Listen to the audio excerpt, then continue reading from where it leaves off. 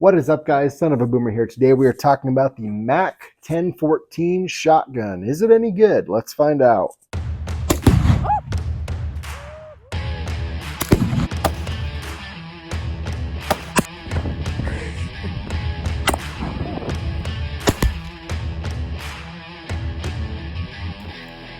I don't think he made it.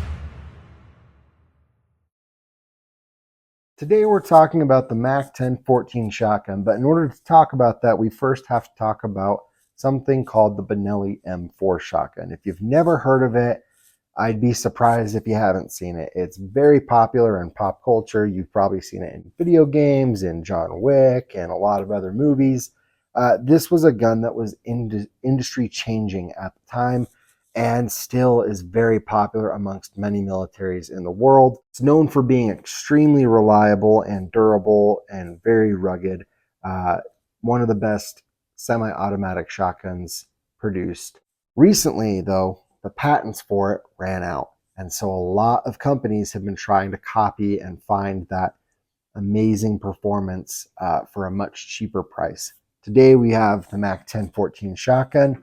This is a Turkish shotgun imported by Mac. I believe it's Military Arms Corporation. And again, if you're familiar with the Benelli M4, you're probably looking at this saying this looks a little bit different. I assure you that the furniture may be different, but this is a copy of the Benelli M4, at least internally. So let's talk about some of the features. Obviously, like I just said, this has a rubber butt pad attached to walnut, or at least walnut looking furniture. Very beautiful in my opinion. I really like it. I think it gives it a certain more classic feel to a very tactical shotgun. It does have an aluminum receiver, which keeps it fairly light, weighing in about 7 pounds, 13 ounces. The rail up here, you can attach a lot of different types of optics to it if you'd like, but it does come with these nice ghost ring sights, which I really like. The ghost ring sights make it very easy to pick up on targets, and I was able to hit targets, 70 to 100 yards out, no problem, fairly quickly. So really big fan of that type of sight. The barrel is 18.5 inches long, and it does come with a full set of chokes. Now the magazine tube, you'll notice this tube does not go all the way. Right about here, it cuts off. This holds 5 in the tube. Now, if you know anything about Benellis, again, you can ghost load these and get up to 7 rounds inside of the gun, but it's going to be advertised as 5+1, 5 in the tube, 1 in the chamber. You can ghost load that 7th round in there if you want. Because it's a clone of a Benelli M4, the company claims that this is 99% interchangeable with Benelli parts. And so if you wanted to extend this tube out, you can get an extension for it. And you can fit, I believe it's out to 9 or 10 rounds in this thing after you ghost load it. So some really nice features for this gun at a pretty good price point. I picked this up for about 380 bucks. Not too shabby for a semi-auto shotgun. But for that money, is it any good? Well, I'll tell you, in my time of shooting this gun, I've put several hundred rounds through it at this point. So not a ton, but a decent amount.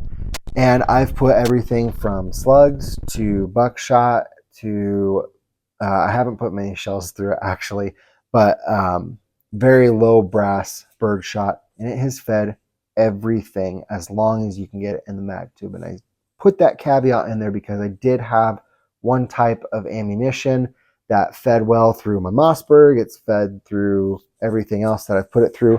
But for some reason, it seemed difficult to get it in the mag tube of this gun. Once it was in there, it fed fine, but just getting it in there was really stubborn. So as long as you've got good ammo, proper ammo, this gun has run reliably with everything. Didn't matter if it was low brass, high brass. I forgot to mention it does have a 3-inch chamber, so you could put some 3-inch shells in there if you wanted to. The recoil on this gun is very manageable, especially with the nice rubber butt pad and the fact that it's semi-auto. It helps take some of that recoil off. Great shotgun for that. As I said earlier, it's been very accurate. I can hit most things with it. I mean, it's a shotgun, so you're going to be able to hit most things with it. Need to practice a little bit more when it comes to shooting clays and such. The last time I took it out, I was just absolutely garbage, but I have used it in the past to shoot clays, and I was doing a lot better. So don't know what was up with me last time, but I think if we're honest with ourselves, all of us can say we've had a bad day at the range. So complaints about this gun, as I stated before, can be ammo picky in terms of loading. Second thing, and the only other thing that I've had an issue with this gun so far, is the stock. As I said, I put a few hundred rounds through this, and after I'd say about 100 rounds, I started noticing a little bit of wobble with the stock. By the time I was hitting about 200 rounds through it, it was very wobbly. And so I've pulled it apart.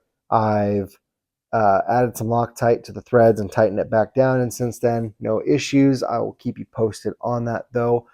And but that is frustrating to me. I understand, we're getting a cheaper gun, but if we can't have parts falling apart. That being said, quick and easy fix. I mean, this isn't something that's going to affect the reliability of the gun, but it is frustrating. Overall, thus far, I've actually been very impressed with the reliability and the fun. I love shooting this thing. It's actually really fun to shoot. You can just keep pumping out round, or not even pumping, you can just keep cracking off round after round. But the fact that we've had some issues with the ammo and the fact that we've had some issues with the stock coming loose is something that does concern me. Now, as I continue to shoot the shotgun, I will keep you updated. If I see something egregious, I'll bring it up. If I start saying, hey, haven't had any issues since, I'll bring that up too. But what do you guys think? I know a lot of people really like the Panzer M4. This is another option I think that would be a really great shotgun for a lot of people, but not necessarily everybody. Are you a fan of Turkish shotguns? Do you hate them? Let me know down in the comments. If you know anything about this channel, you know that we like to do reviews of very budget-friendly guns and accessories.